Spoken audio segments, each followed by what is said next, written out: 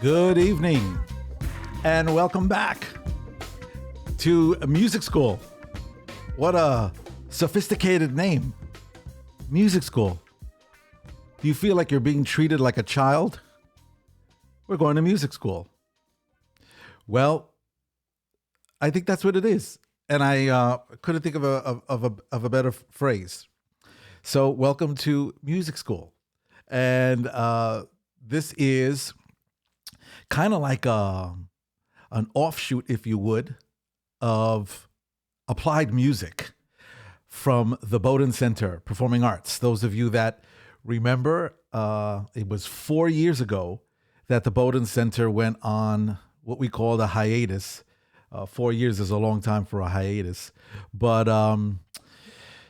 here we are, and we found a great way to kind of revive or bring back, especially during COVID-19, shades or reflections of applied music. And so if you weren't here last week, I experimented. I keep saying we, but right now it's just me, even though this is the product and the influence of a lot of different people. It's just me right now because that's the way life is. Can't have anybody around here too close except my wife, and my wife doesn't do she doesn't do music class.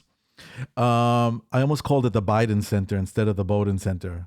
So I gotta help me behave, if you would, with that. But anyway, so yeah, but it's just me. But so let me stop saying we. But I experimented with something last week, and if you want to go see it, you can. It was called Anatomy of an Unpopular Song. And then I think we had a great time last week, and it's available. You could hear it. In fact, I think I put it on the Bowdoin YouTube channel. But it was originally on my own my music channel, my music page. It was there. It's on YouTube. Anyway, you could search it, Anatomy of an Unpopular Song. And then I got some great, not feedback, kickback, pushback from very trustworthy friends and family, and said, wonderful night. But can we call it something else, and can we put it somewhere else? And I totally agreed. I really do think that this thing could be the beginning of what we would call either a revival or the reopening, if you would, of the Bowdoin Center Performing Arts. And on Saturday mornings, like I said, we used to have this class called Applied Music. And one of the things we did in applied music, besides theory and music appreciation and all those things, is that we analyzed music, like we tore it apart. And so that's why if you see on the banner, it's called here A Fun-Filled Hour. And as you can see, I'm talking a little faster this week than I did last week because we do want it to be a fun-filled hour, exploring the melodic, harmonic, rhythmic, and lyrical forms of song. I want to go ahead and include in that even some of the technical forms of song, because a big part of what we do here is not only songs and songwriting and song analysis, but recording music. And recording is almost a world in and of itself. So we may get a little bit into some of that, but I want to welcome all of you, whether you are here live or whether you're going to check things out on the replay. I think the way a replay feels will still work. So don't think that if you're not here live, you're going to miss out on some kind of nuance or something like that. No, I think you'll get almost 99% of the vibe that is here already. So what we're going to do is we're going to look at another piece of music. And the name of this song that we're going to look at tonight is called The Servant. It is, genre-wise, it is a gospel and religious song. When you go into my Apple iTunes or Apple Music library, you will see that all of my religious music, if you would, is in this genre called gospel and religious music. So, by the way, that's not the only music that I write, but that is probably the biggest catalog of music that I write. And by the way, the reason behind this, some more details about why we're doing this and why we're not doing, some other things. You can go to last week's episode, and I kind of opened up in a monologue and gave you the thinking, the logic behind what this is all about in even more detail than I've just given you now. But this here is another song that I wrote, and it was written for a production that I wrote for Holy Week called Rumors of Passion. This was only done once. And in looking at the music of The Servant and trying to figure out how to bring to you the history of it, I had to go back to this production called Rumors of Passion.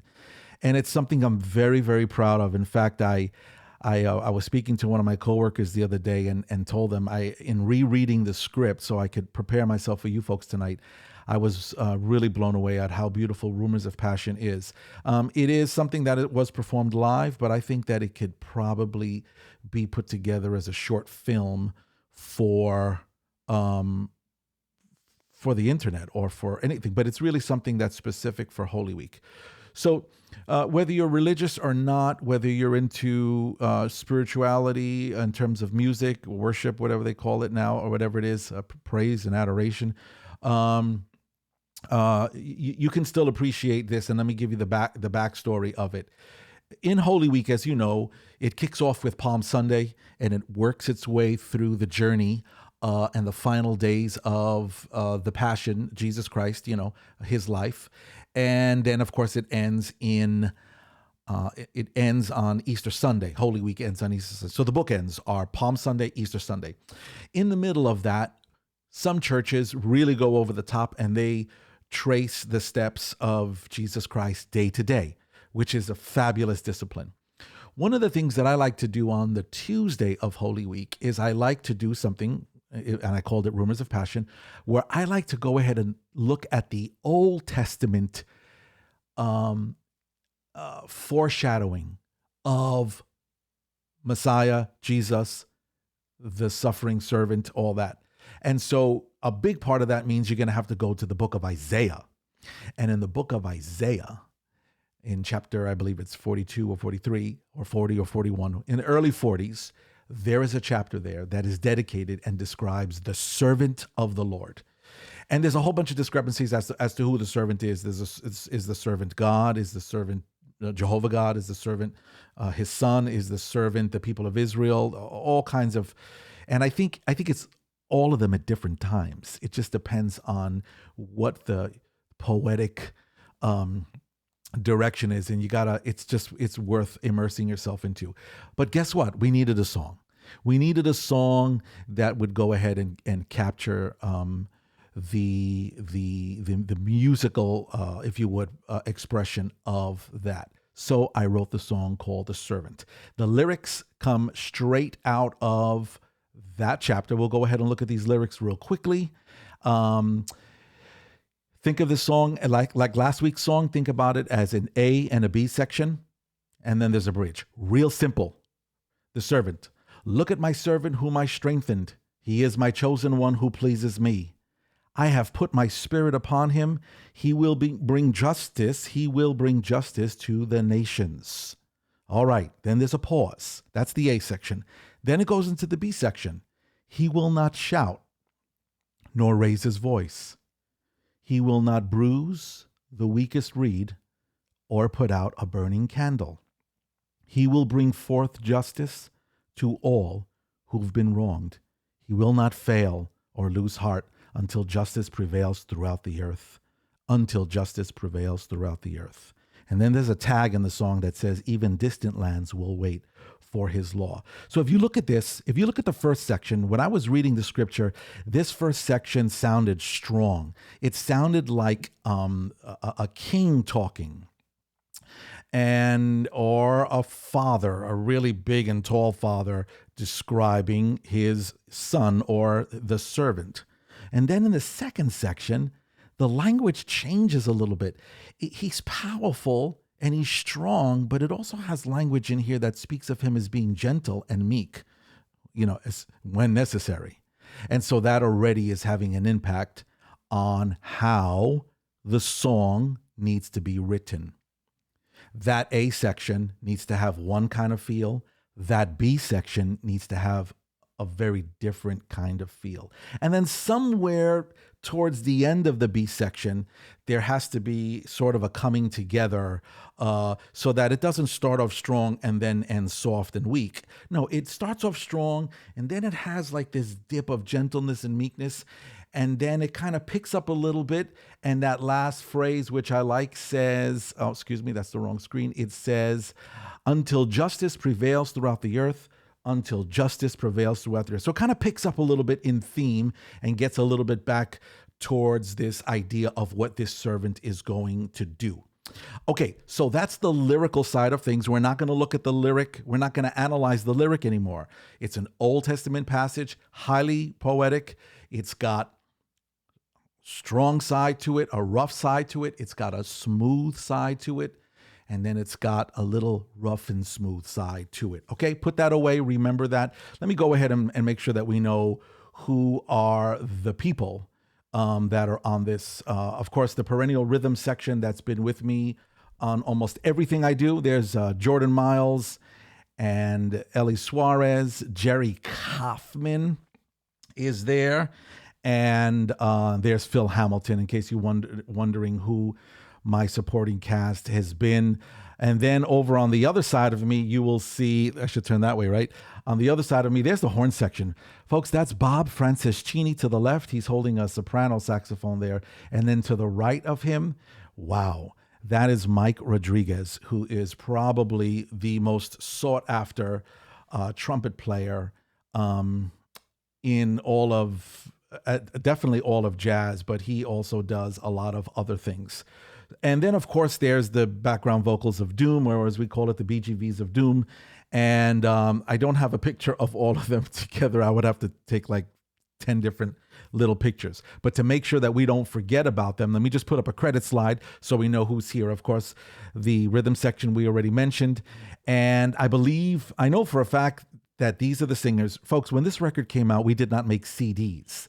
And when you don't make CDs, then you almost don't even have to think about getting all the detailed information, which is a terrible thing because I am nothing without this army of musicians and singers. But this much I do know is that Ashley Carba Santiago is on there. That's my niece. Nina Rivera is on there. That's my other niece. Amanda Negron is on there. I believe Nicole is there. Faith Moore for sure is there. Tony Rivera, I want to say for sure you're there too. But this track was done a while ago, so I could really use some help if any of these people are listening. And if you're not in that credit and you sang this song, first of all, shame on me, and second of all, let me know right away so I could get your name up there. I'll do more than that. I'll do a whole show on you. Funny thing is, Ashley, who's the soprano at the at the top of the singer credit. At this time, she was just dating this guy down here at the bottom called Joey Santiago. And of course, if you're dating a guy and he can sing and you're having you're in a vocal session, why not try to get him on this song? And guess what? He was sitting in the lounge and she says, Joey can sing. I said, can he really sing? And she was like, yeah, he could sing. I said, he could sing parts? Yeah, he could sing parts. Because at this stage of the game, really the only guy I had singing, my son Donovan, who would not even consider himself a singer, but he can sing. And he's been holding down the tenor parts for a long time, since back in the days where Jason Molero was the tenor first call here. So anyway, a little bit of the credits there, and they're real important. And you're gonna hear that. I want to talk a little bit more about the singers. Last week I told you that I would talk about the singers, and I didn't, but I do want to talk about them because first they're amazing, but second of all, that's a whole other.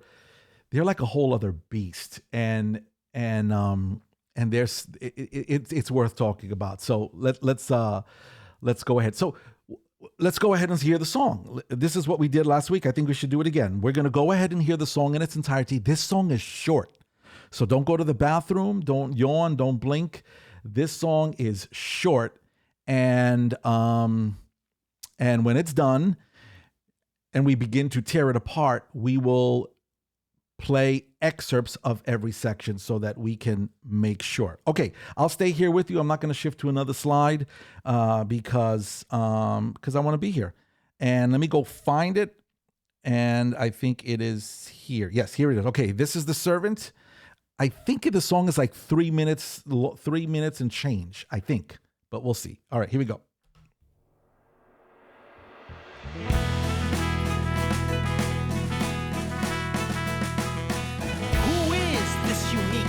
Who brings redemption to Israel and to all the nations, ultimately through his suffering. Isaiah describes the servant of the Lord and his universal mission like this. Look at my servant whom I strengthen.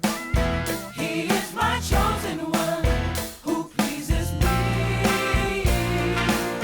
I have put my spirit upon him.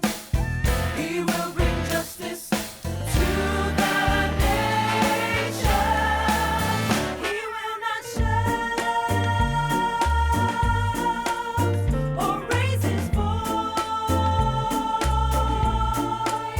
He will not bruise the weakest reed or put out a burning candle. He will bring forth justice to all who've been wrong. He will not fail or lose heart until justice prevails throughout the earth. Until justice prevails throughout the earth. Called and empowered by God, gentle with the weak, but strong within himself, he will faithfully bring justice to the world. Through him, the Creator will inaugurate a new covenant of light and liberation. One more time, singers, this time with harmony. Look at my servant whom I strengthen. He is my chosen one who pleases me. I have put my spirit upon him. He will bring justice to the nations. He will not shout or raise his voice.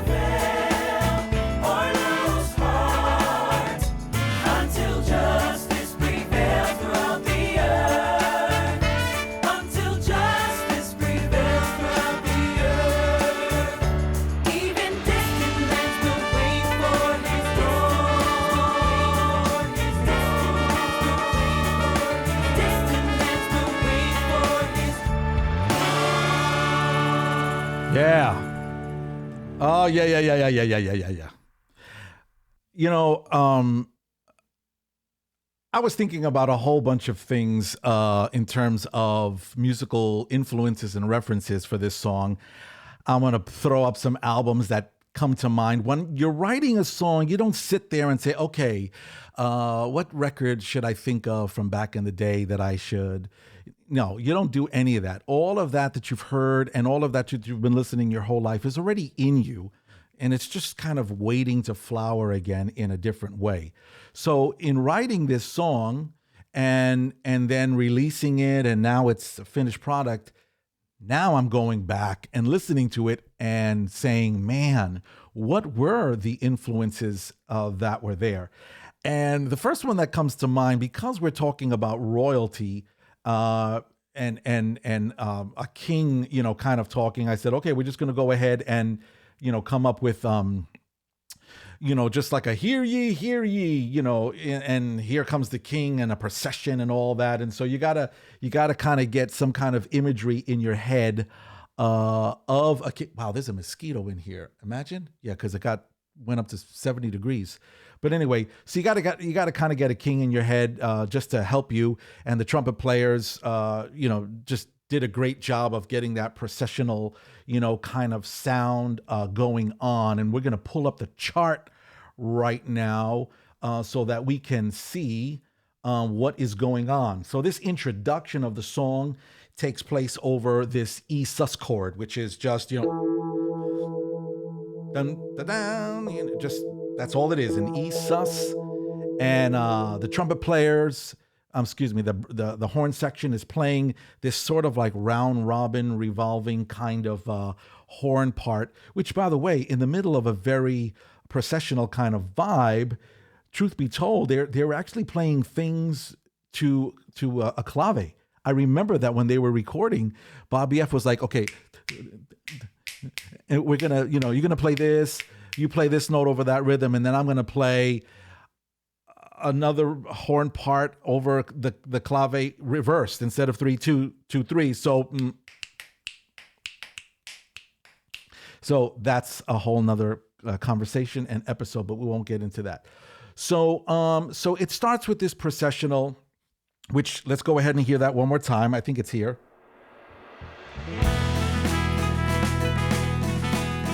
And the narrator. Who is this unique figure who brings redemption to Israel and to all the nations? Ultimately through his suffering, Isaiah describes the servant of the Lord and his universal mission like this. That's Lamont Maisonet, by the way. There's a credit that's missing. My orator, my narrator. He's the one that gave me that great voiceover. So while he's saying that, you hear that intro going on. And now the A section's going to come in. And I'm going to throw up here an image. This is going back now to the 70s. I see Jose Collazo is on the stream. He may remember this song, but this was a rock group from England. I want to say the UK. And their one hit, I think they were a one-hit wonder group. And it was Love Is Like Oxygen. You don't know how much I would love to play this song right now, but I can't because, as you know, that would be illegal. We can't do that. But take a screenshot of that, write that song down, and go listen to Love Is Like Oxygen, because you're going to start to hear where this first A section is inspired from. So I'm going to go back to the slide because now we're going to look at this chart and while it's going on. In this episode today, I'm hoping to talk to you a little bit more about the treatment, the kind of things that went on musically in the arrangement, what kind of instruments, the rhythm, those kind of things that are going on. I think you'll find it fascinating. So we have a chord progression that starts on E sus, and we're going to go ahead and listen to this A section. Check it out. Like this.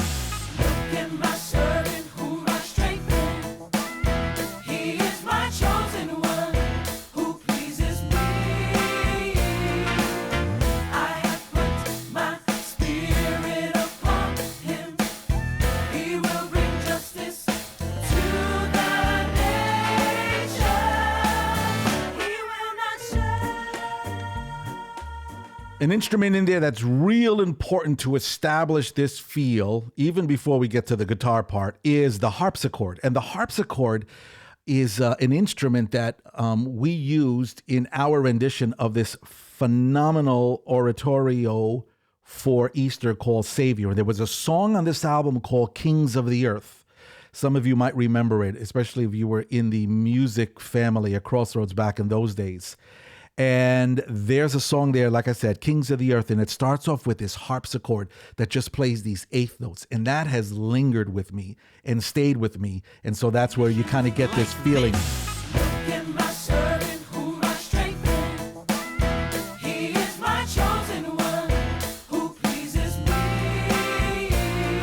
So that's a big part of the treatment there. Then comes these guitar parts, which is straight up out of, this is the great Phil Hamilton playing these nice big power chords. Power chords are really effective if you're in the key of, if you're in this key, you're not playing the third of the chord, which would be, if it's a major, but when you take out the third, you get this open sound, which is really cool. If it's a minor, but still, it can still be minor, but what makes it kind of power is that you play the 1 and the 5. And so in this song, you got that power chord, kind of vibe that's going on. Check it out one more time. Like this.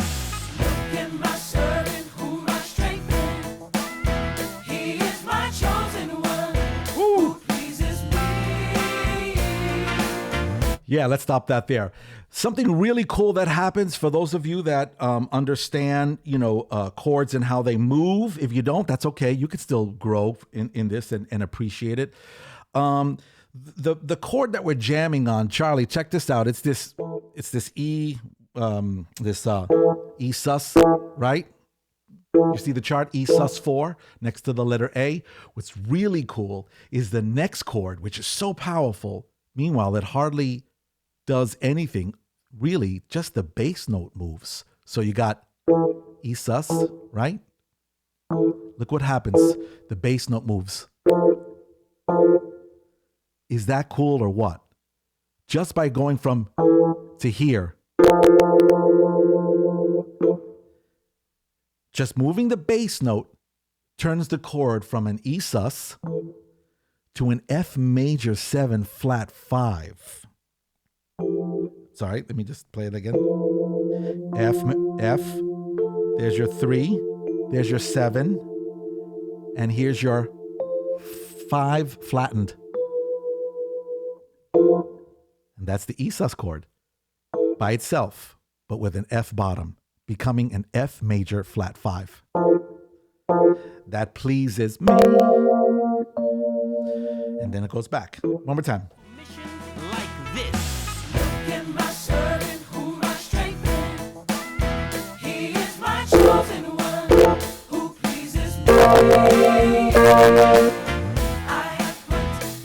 Yeah.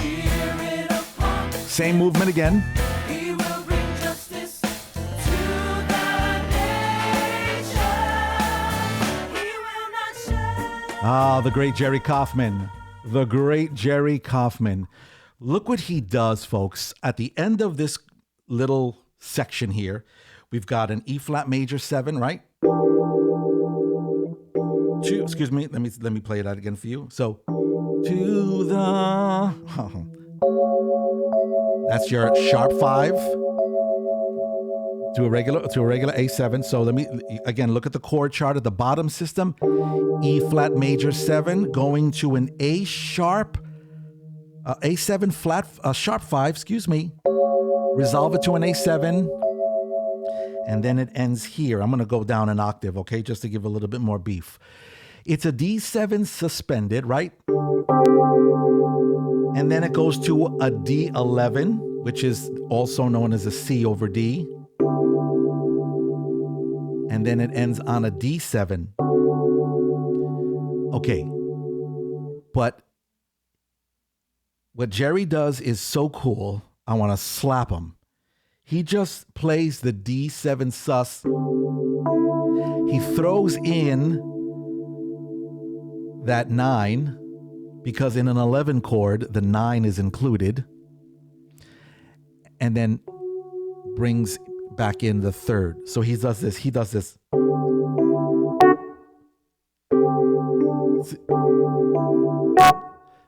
Yo, listen to that before we move on to the next section. Welcome, everybody. If you're just tuning in, it's okay. Whatever you missed, you can catch on the replay later. Check this out. Like this.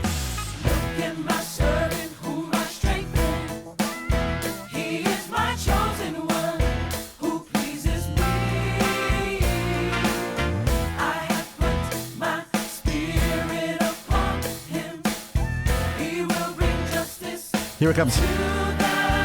Watch this. Woo! It's real subtle, but so effective.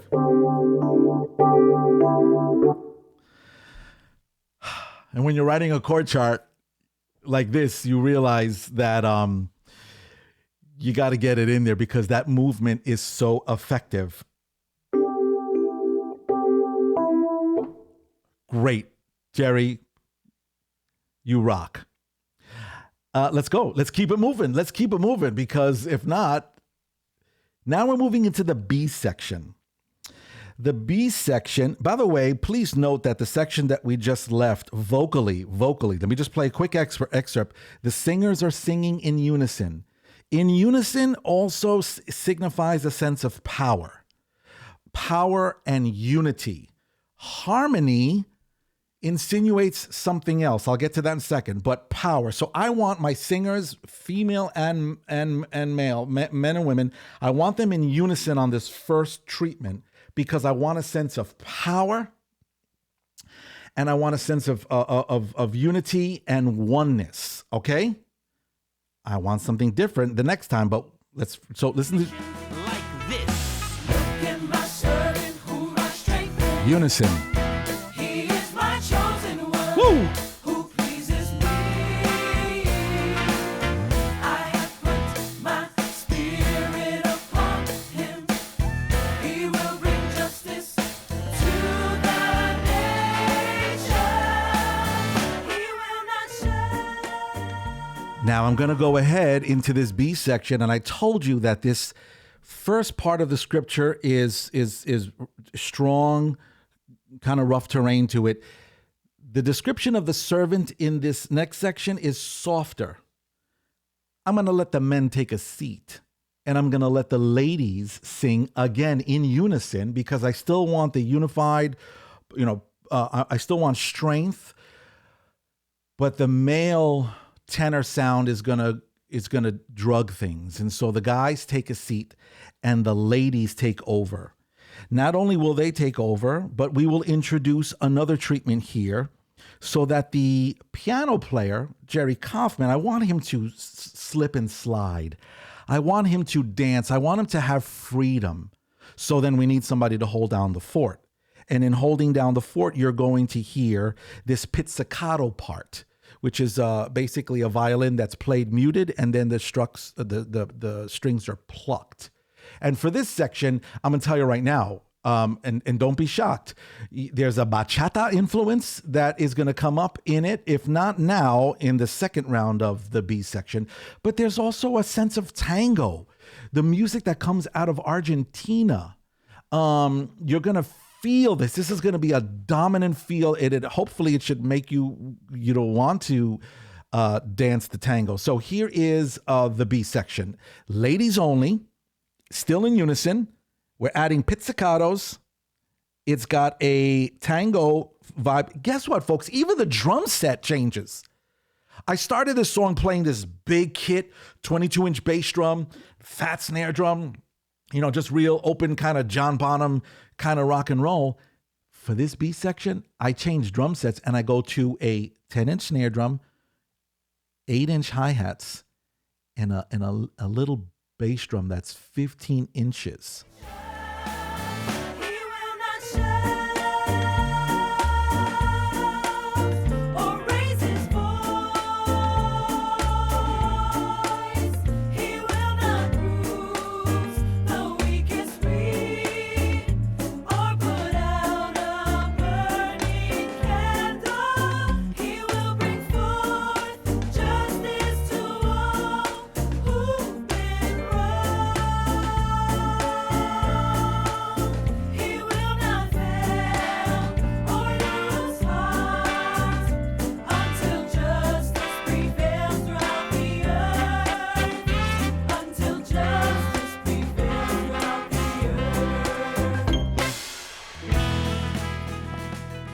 So, what's going on there? So we've softened things up a little bit.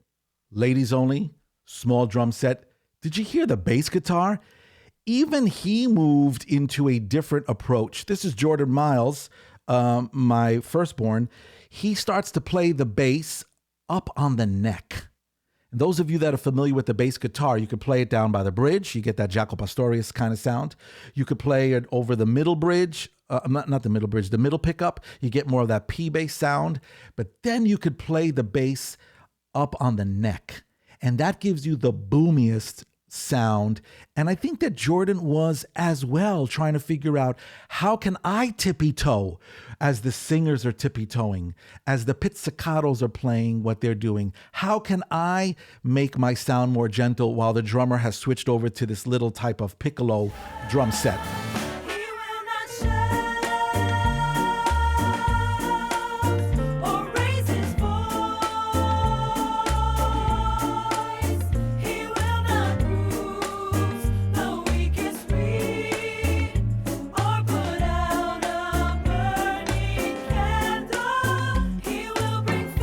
That cool? That's cool. Okay. Sorry that I cut it off, but we got to stay on time here because it's a fun-filled hour, not a fun-filled hour and a half.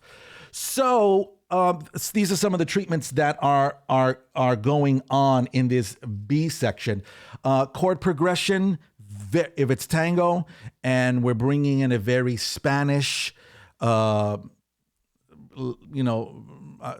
was going to say Latino, but when I think about Latino, when I think about some of those phrases, it takes me to like the Caribbean, which is a very, very different vibe and feel. Merengue, salsa, all that stuff, those kind of claves are very, very different than South America, where you have more of the samba, where you have the tango, where you have the genres that come out of Colombia and Venezuela. Those are very different. They have a different kind of meter and feel. But one thing that they all have is this thing. Very, very Spanish. Very romantic. And we already know that the servant loves us like no one else. And then it continues. So it's got this kind of chromatic feel from moving from the one, the major seven, the one, major seven, dominant seven, minor six.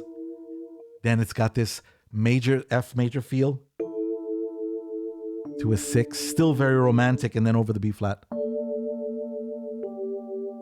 And then we go to an E flat, but not an E flat alone, an E flat over G. It could go to an E flat. But one of the things I love about music, and anytime you can do it, is throw in that alternate bass note. And instead of this, I do "He will not bruise." I decided I want the bass note to follow the melody of the song. We haven't talked about the melody yet, but hopefully it's effective and it's working. So we got this, and then the F major. So excuse me, the six, F6, B flat. I'm not playing the full chord. I'm just playing the notes that communicate the feel that I'm going for. Another major seven to another six. And then instead of this, I'm doing this E flat over E flat over G to an A7. We're still climbing up to a D minor. And then to that dominant seven. Those are the gospel influences right there that are coming in. And then, of course, back to a G minor 7. But this time I don't go down, I don't do that. Not again. I already did that.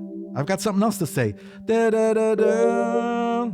And then I throw in out.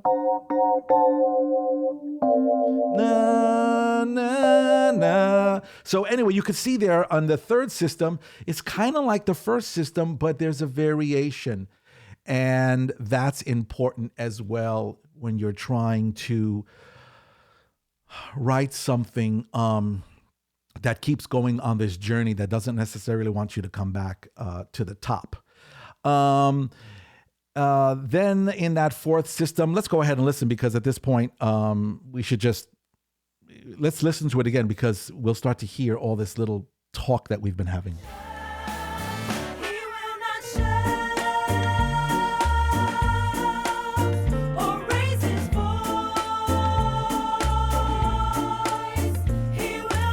E flat over G, A7,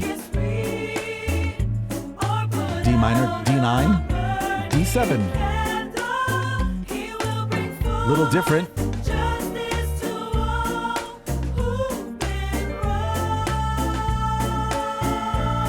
Yeah, Jordan. Uh-oh. He won't fail or lose heart. See, I want those chords to bring back a little bit more power. Woo! Uh-oh. Did you hear that horn part? Did you hear that horn part?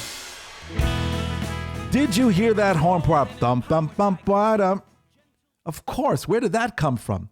By the way, all the horn parts that you hear on this song were made up on the spot. We had done a pretty long day of recording with Bob Franceschini and Mike Rodriguez. And then all of a sudden, we were done, and I was like, man, there's one more song I would love for you guys to play on. I was afraid to ask, and I said, hey, do you think you guys got energy for one more song? And they're like, yeah, let's do it. I said, okay, I have a song called The Servants. And we literally, we made up the horn parts along the way. And Bobby F at this point was like, Joe, tell me whatever you're hearing, just sing it and we'll do it.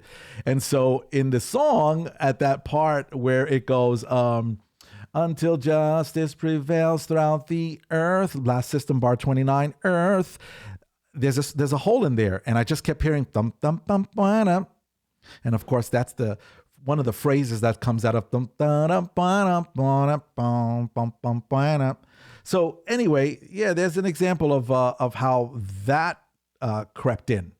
Okay, now the song goes on to the interlude again. Lamont has a little bit more to say. We're going to skip that because we want to get now to the second round of this song where things begin to change. So with that said, I'm going to go back to the beginning and listen to the A section again. This is what we would call A2.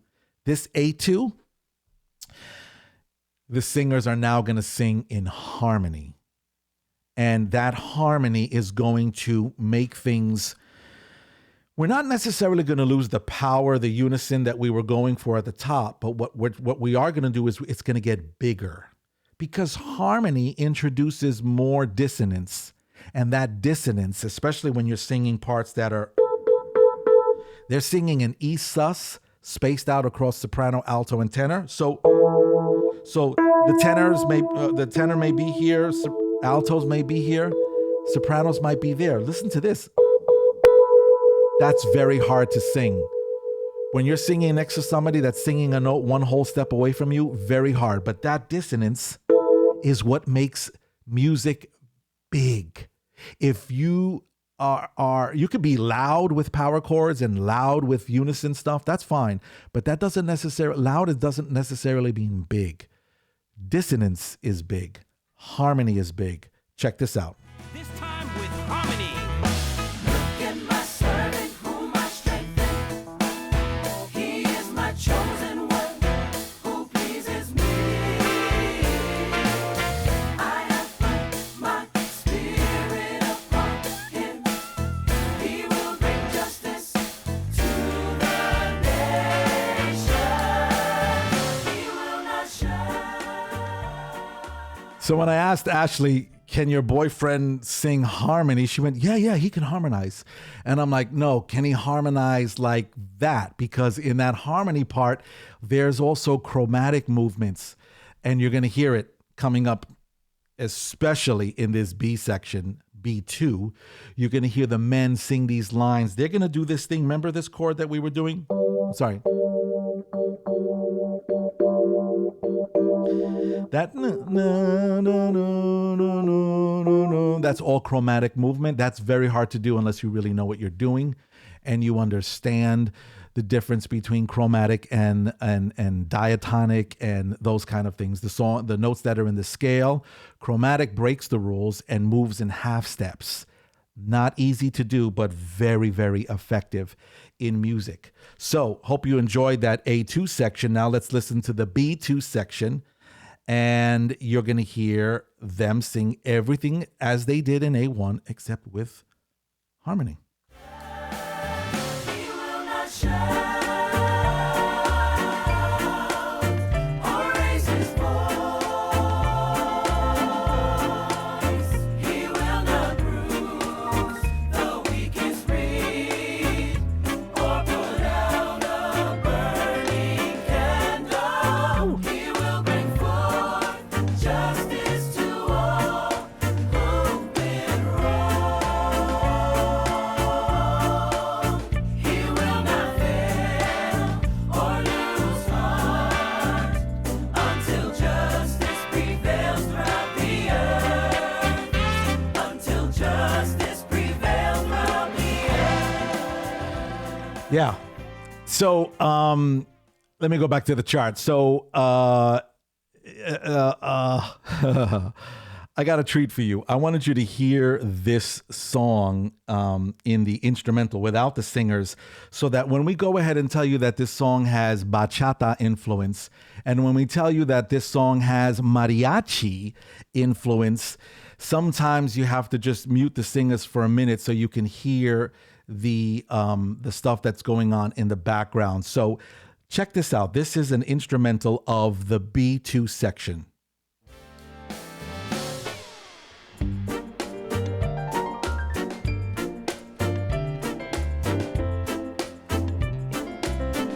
The horns are doing the pizzicato part as well.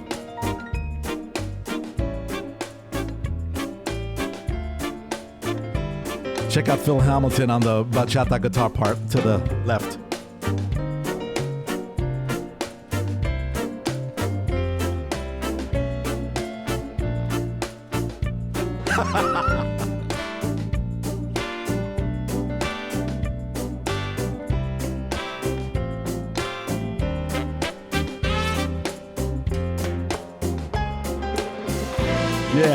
Yeah. So that's cool. It's always nice to hear a little bit of an instrumental track. All right, we're getting to the part of the song that may take up the next 10 minutes. The singers are going to come back and bring that B section. We'll call it B3, but it's going to be the second half, and they're going to bring it home. Singers are amazing. You know, when you get singers together in a room, especially for a song like that, singing in unison, you would think it would be easy, right? Because the harmony stuff has got to be way, way harder, and that is true. But the thing about even in unison is that singers can be so self-conscious of one another, especially if they're struggling with identity issues and in desperate need of affirmation and needy and stuff like that. And so when you get these monster singers together in a room, it's amazing how chicken they can all become. And those that I've been working with over the years, I mean, in their own right, they're monsters. They come together in a room and all of a sudden they just shrink back. And they're so self-conscious, and they don't want their voice to necessarily pop out. They don't want the girls don't want the person next to them to think that they are an egomaniac, and the person to the left of them doesn't want them to think that they're an egomaniac trying to take over the show and dominate. Well, once in a while, you actually need someone in there that has decided that they're going to be the loca, the nut job of the group. And when that happens, it could do some amazing things. It could free up everybody in the room so that you would stop taking yourself so seriously and just get freed up and just go for broke.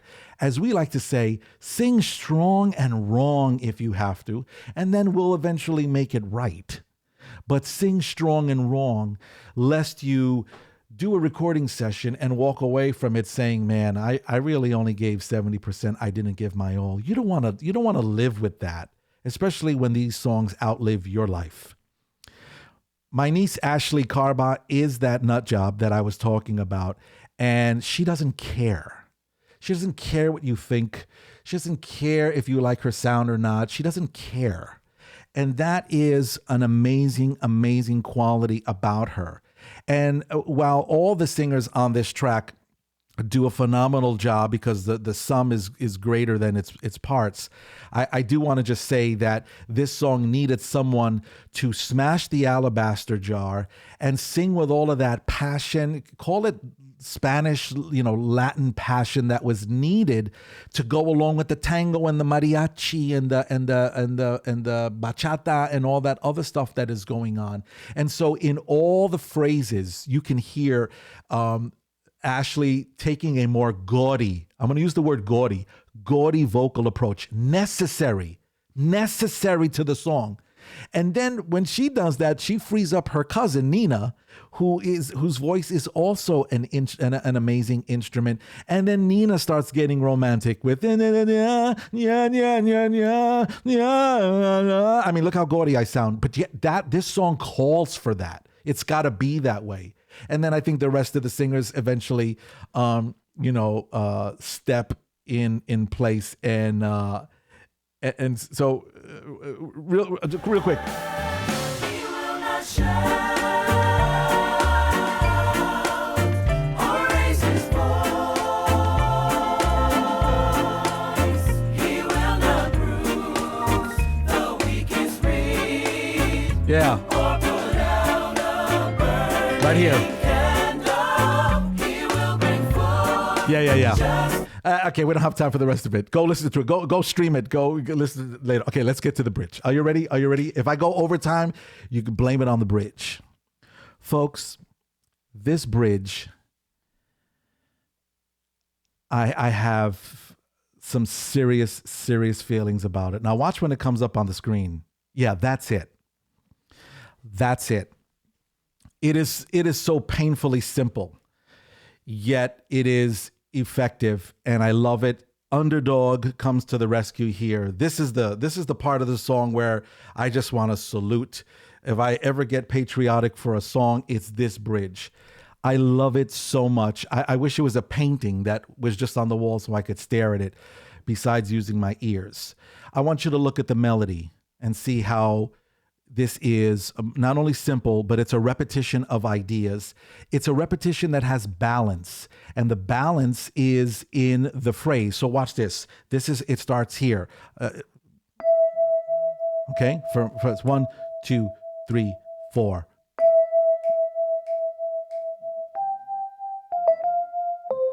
Okay, the next phrase starts a third up. It's predictable. Got it? Next phrase, it starts a third up. Sorry, 2, 3, 4.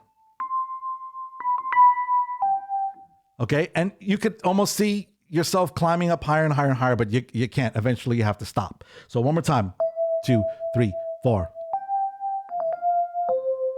2, 3, 4. Stop. Up a third. 2, 3, 4.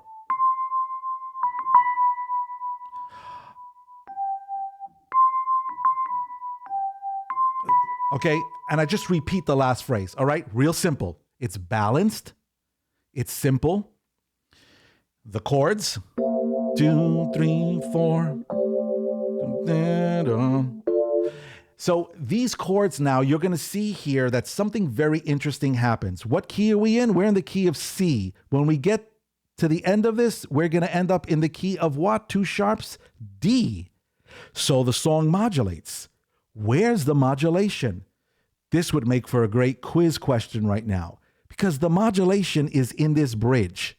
Except it doesn't sound like the modulation of Barry Manilow. It doesn't sound like the modulation of so many of our Christian worship songs that are, really predictable, that use that typical turnaround to get you into a modulation. The modulation here is almost hidden. It's like in secret, but it's there. And you know it's there because when we come out of this bridge, we're in the key of D and no longer the key of C. Let's go ahead and listen to this bridge. Pray that I don't cry, and don't forget to salute as it goes down. Check this out. Justice prevail from the earth.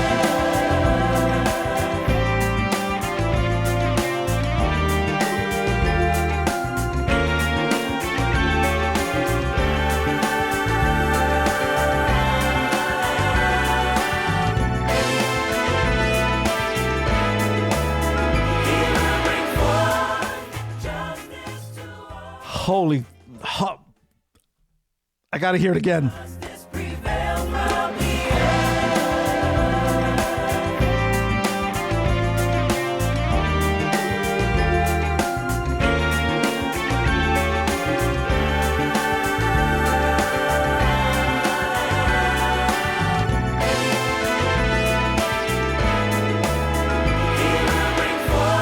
Oh boy. Well, nobody seemed to answer the quiz question, so let me go ahead and tell you. It's kind of two-partish.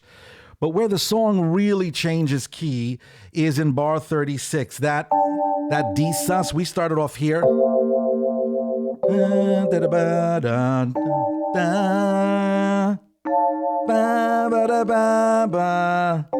Now here we're kind of like in a new mode, a new chord, but the setup was, or the chord that went in there that threw everything off is when we went from the E flat major 7 and then we went to an E flat 9 flat 5. Sorry. That right there broke all the predictability, and it also allowed us to get to the D7 sus.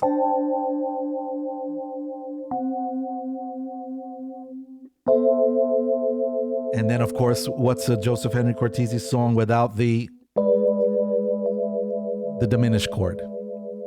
So there is, I wrote the song, so I can't say there's the genius of it because that would be very self-serving and arrogant. But there is the beauty of that bridge. There's a modulation. The modulation is secret, but it's there. And you know it's there because your spirit just took off. And I just pray that if you aspire to write music, that you would not only go ahead and, write what you hear, but then take a minute to think about how you might be able to say it a little bit differently, especially if you're going to honor the rules of repetition.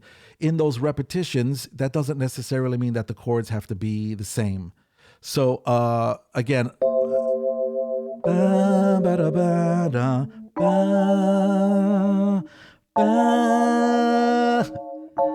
that's the chord, and there's the melody. I'm sorry. There's the melody, and here's the chord. I hope you're throwing up right now. You hear that? The chord is an E flat 9 flat 5. That's this chord right here. And what's the melody during that section? That's a half a step away from. That's what makes it big. You're like, oh, that sounds so painful. How could that work? How could that work? Don't get me upset.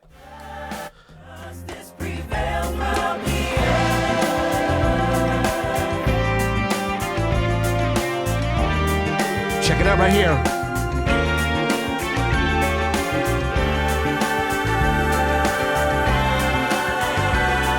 Were there any problems? Were there any problems there?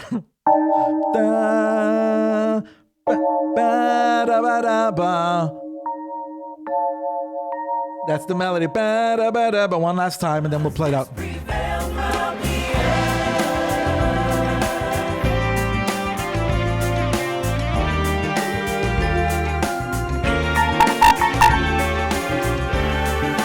Singers.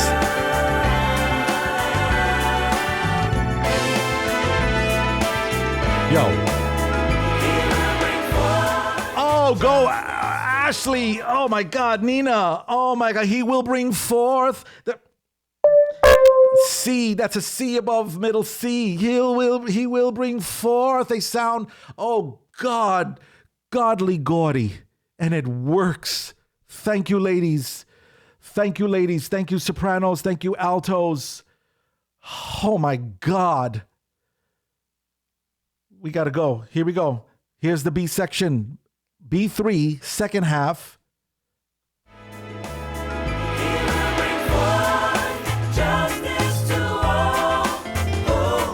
Whoa, did you see what I did there? Instead of going down, we stop A minor, Da da da da.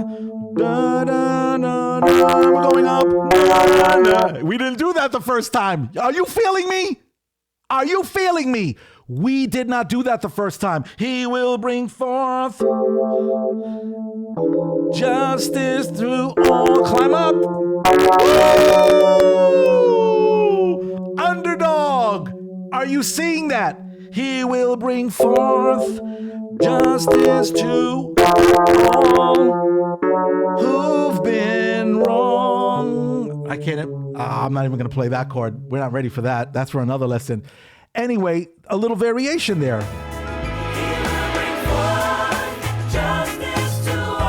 Up, up, down. Passing to a C major.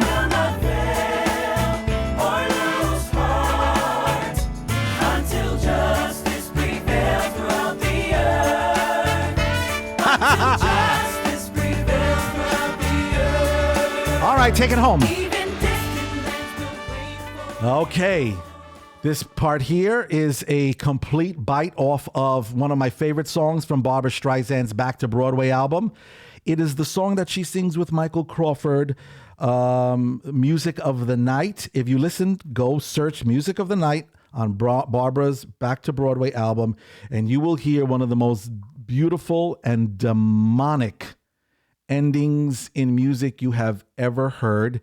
And I'm not going to front. I literally said, I'm doing that on a song one day. And here it is.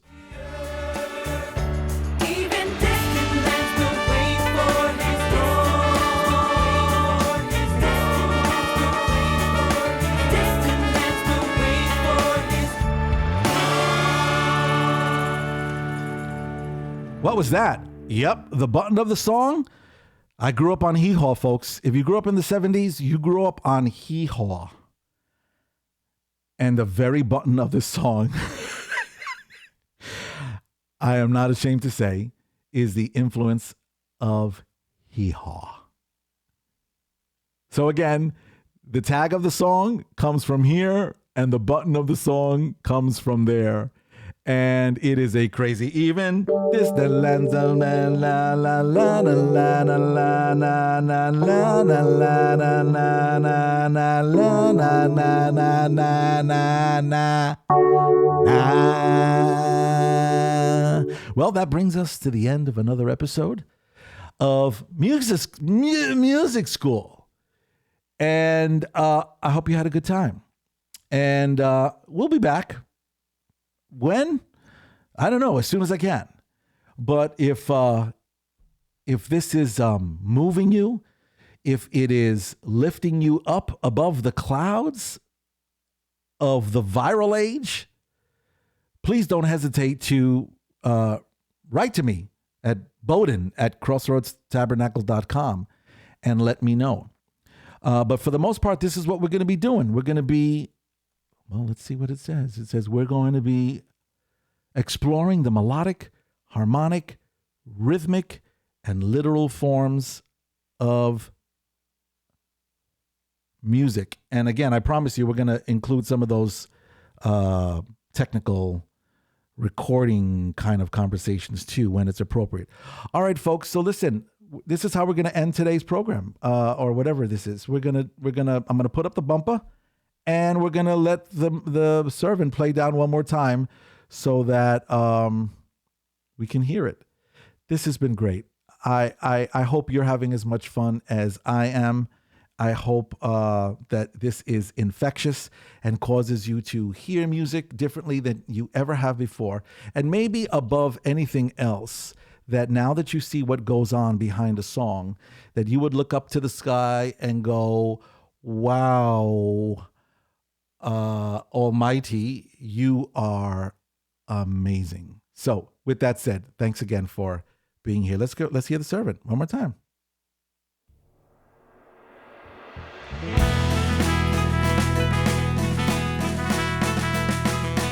Who is this unique figure who brings redemption to Israel and to all the nations? Ultimately through his suffering, Isaiah describes the servant of the Lord and his universal mission like this. Look at my servant whom I strengthen.